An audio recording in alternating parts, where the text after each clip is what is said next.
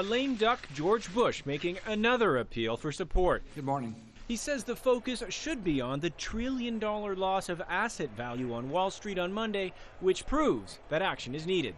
The reality is that we're in an urgent situation, and the consequences will grow worse each day if we do not act. Bush had another message, this one for rebel members of his own party. 2/3 of Republicans voted against the bailout, many saying government has no role in helping Wall Street. Bush told them that much more is at stake. Our country is not facing a choice between government action and the smooth functioning of the free market.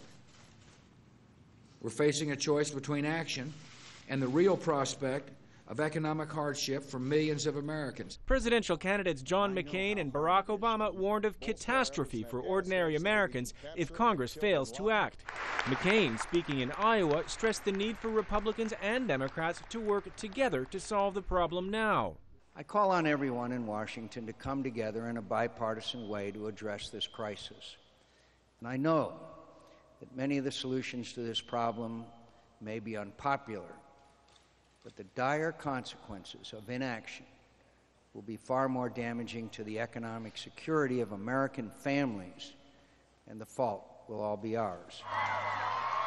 And Barack Obama, addressing supporters in Nevada, said the financial crisis is the result of greed and irresponsibility on Wall Street and in Washington for the past 8 years. While there's plenty of blame to go around, and many in Washington and Wall Street deserve it, all of us now have a responsibility to solve this crisis because it affects the financial well-being of every single American. There will be time to punish those who set this fire, but now is the moment for us to come together and put the fire out.